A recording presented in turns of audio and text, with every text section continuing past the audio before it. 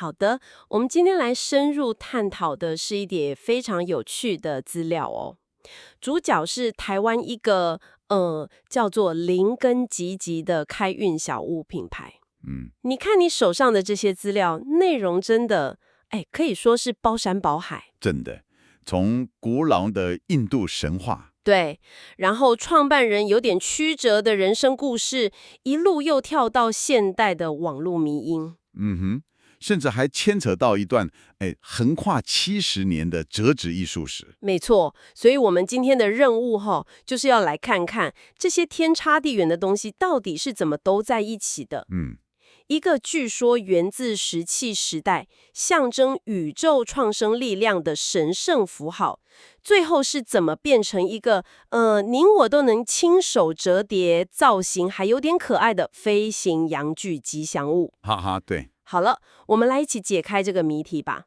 我觉得这里面最引人入胜的一点是，它其实在回答一个很核心的问题就是古老的信仰跟祝福，在我们这个时代，到底要用什么样的新语言和新形式，才能继续被理解、被传递？而这叠资料可以说是一个非常完整的实践案例了。好，那我们就先从名字来拆解吧。林根吉吉这4个字，听起来很可爱。对，但资料上说，这其实是2个非常古老、有非常力量的词拼在一起的。没错，你把它拆开看就很有趣了。灵根其实就是印度教里湿婆神的象征，灵嘎也就是 lingam。然后吉吉则是来自泰国一种很有名的护身符，叫做拔蜡吉 （Palat Kik）。拔蜡吉。所以光是名字你就看到了一场跨文化的融合，把印度跟泰国最重要的阳性创造力符号就这样结合在一起了。所以名字的源头很神圣，但我们还是得面对房间里的大象。它看起来就是一个有翅膀的阳具。对，这造型其实蛮直接的。品牌是怎么处理这个视觉冲击的？这就是它聪明的地方。品牌的策略很清晰，首先是可爱化。它用剪影跟矫正设计，把那个很直接的生物形象变成一个比较卡通、比较抽象的角色，降低了直接的视觉冲击感。再来，也是最重要的，就是把它的功能明确化。它不再只是一个挂在庙里耀眼的神话遗迹，而是变成一个你可以握在手里，而且清楚知道它能干嘛的日常力量。说到功能，所以它到底有什么用？保平安、招财都有。创办人很明确地把它定义成继承了传统护身符的3大核心功能。第一个叫破魔，听起来很威，其实就是我们常说的驱邪挡煞、排除负能量。了解。第二个是丰盛，这就很好理解了，招财带来好运、生命力跟繁荣。这个大家最爱。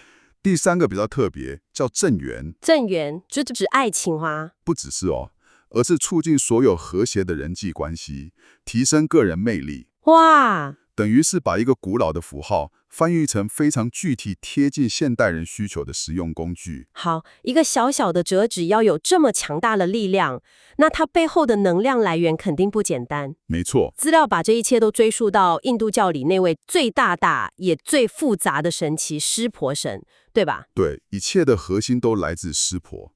资料里解释，灵根也就是灵嘎，并不仅仅是湿婆的雕像或画像，它是它力量的抽象代表。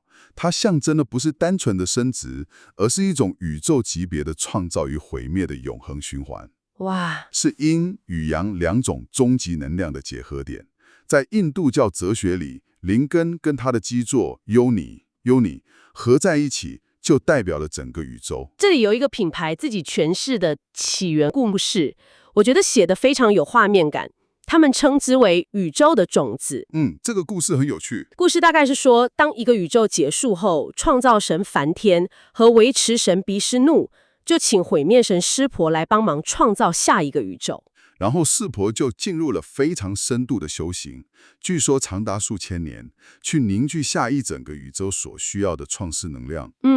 但这里出现一个转折，当他修行完毕，睁开眼睛却发现，梵天跟毗湿奴等不及了。对，他们已经先创造出了我们现在这个世界。这下尴尬了，他手上握着一颗宇宙能量核弹，但新的宇宙已经盖好了。没错，这股能量一旦释放，新的世界就会瞬间被摧毁。就是这个两难，所以湿婆做了一个决定，他将所有能量汇聚于自己的吉吉，然后把它从身体分离出去。哇！但最终，这根吉吉也无法承受如此巨大的能量而爆裂，碎片就像流星雨一样洒落在人间，化为一个个的灵根吉吉。我觉得这个故事非常巧妙，哎，怎么说？他把灵根吉吉重新定义成宇宙种子，这样一来，它就不只是湿婆能量的碎片，更象征着一种看见世界无限可能的视野。对。这让一个原本很容易被简化为生殖崇拜的符号，一下子提升到了宇宙论的哲学层次。完全正确，它承载的就不再只是繁衍后代，而是代表着无限的创造力跟希望。资料里还补充了另一个很有名的神话，就是梵天与毗湿奴曾经遇到一根巨大的火焰之柱。哦，那个光之灵嘎。对，就是光之灵嘎。他们一个往上飞，一个往下钻，飞了几千年都找不到尽头。最后才领悟到，这就是湿婆那超越时空、无法测度的无限力量。这些故事都在强化灵根这个符号的神圣性。好，聊到这里，有这么深邃的宇宙神话，你可能会以为创办人王伯钧应该是个从小就浸淫在宗教或神秘学里的人吧？对，一般会这样想。但资料里最让我惊讶的部分来了，他以前根本是个彻底的怀疑论者。这个反差非常大。你看他的背景很多元，做过无名小站的图文作者蓝香蕉。哇，蓝香蕉，好怀念的名字。对，然后还当过金马奖入围动画短片的编剧，也制作过得金视奖的文史节目。他自己也坦诚，过去是一个坚定的开运好物怀疑论者。他还分享了2个影响他很深的故事，一个是学生时代，教官看到头学带香火带，就当众说，如果你的神会因为你没带护身符就不保佑你，那种小气的神，不信也罢。哇，这话很呛哎，超呛的。另外一个是他去消防队扶替代椅的时候，队上的学长跟他说，我们每天冲进火场救人，就是在行菩萨道。你自己就是菩萨，还需要去求神拜佛吗？这2件事让他深深相信，只要内心够强大，行得正，根本不需要任何外在的慰藉。听起来是非常理性，甚至有点强悍的人生观呢。那到底是什么事可以让一个这么坚定的怀疑论者180度大转变？一个彻底重组他世界观的时刻。他见到了和自己分离了10多年的母亲，然后他在母亲家的客厅看到了一整个客厅的妈妈亲手折的纸莲花。等下，一整个客厅的纸莲花，那不是几朵、几十朵的概念耶？不是，那听起来像是一种仪式了。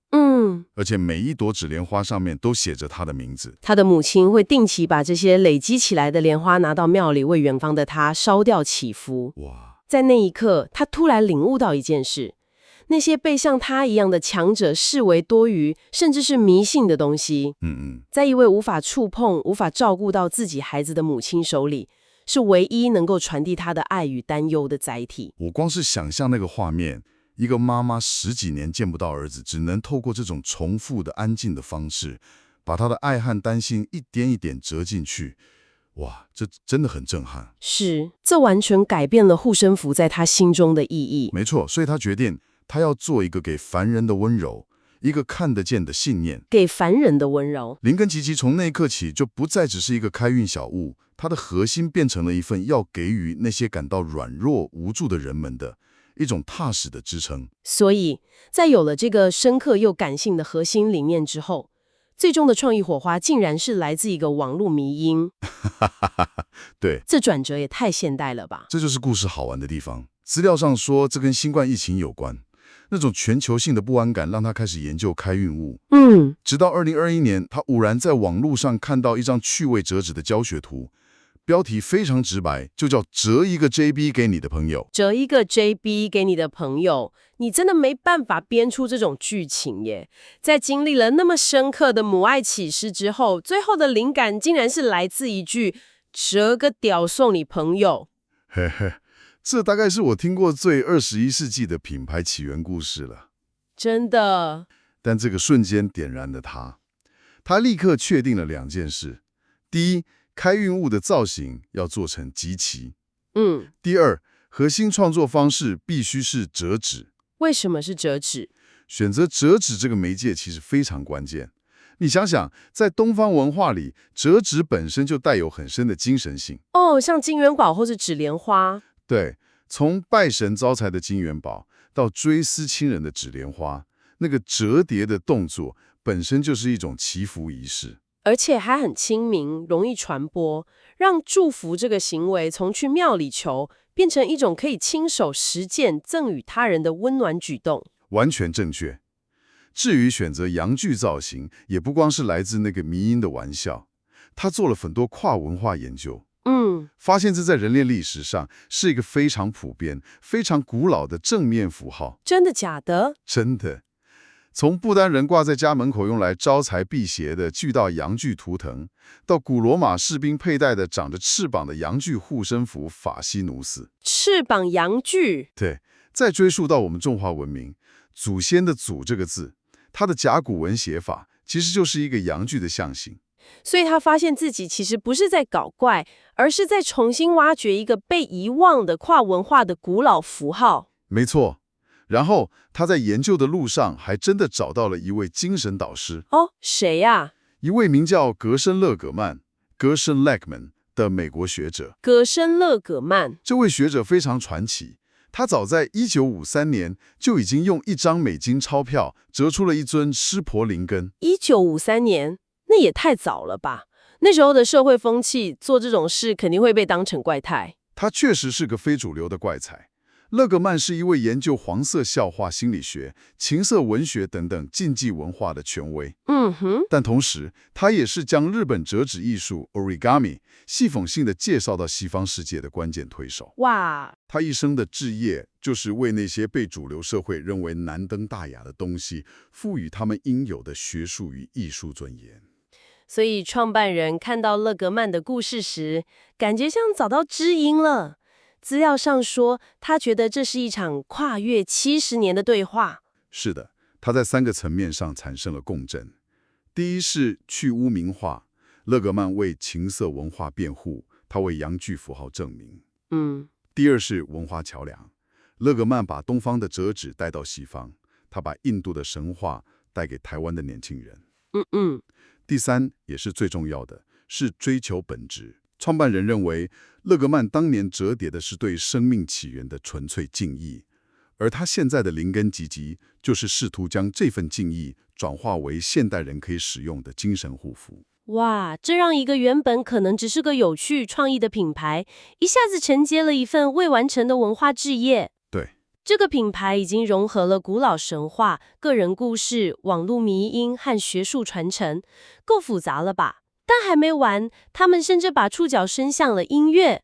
对，这又是一个有趣的延伸。而且还不是普通的音乐。没错，资料里有一份研究报告，探讨了湿婆信仰中一个很重要的修行方式，叫做音声法门。音声法门核心概念是宇宙中最神圣的声音，那个 OM 的音，就代表湿婆本身。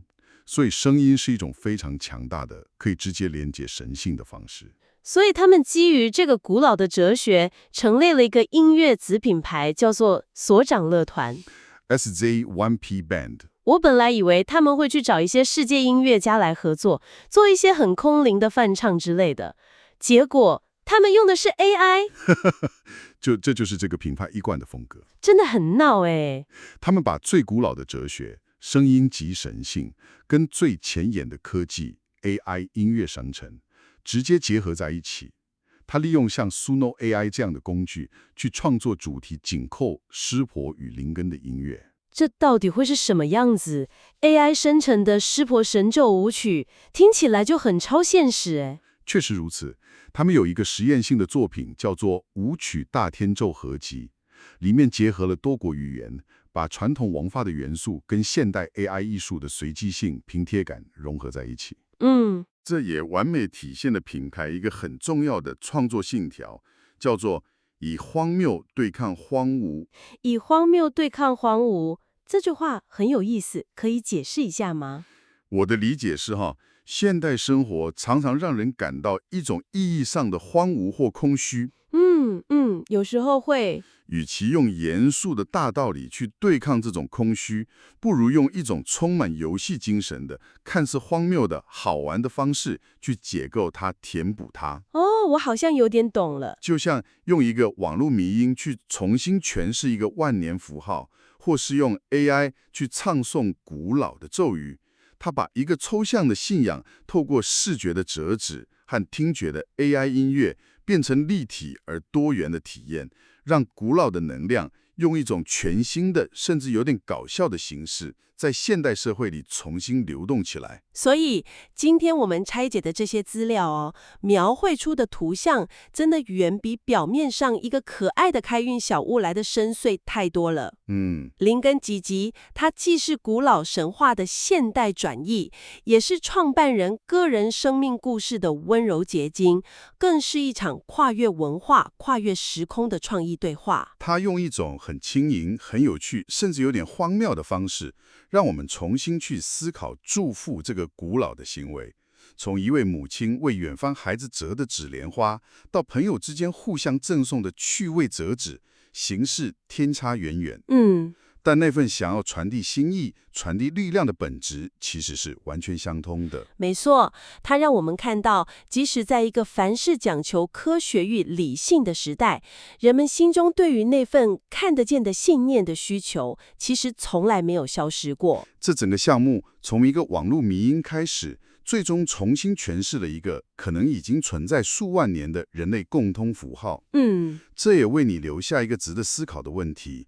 在我们这个时代，古老的传统、深刻的个人信念与充满游戏精神的现代创作，这三者之间的界限到底在哪里？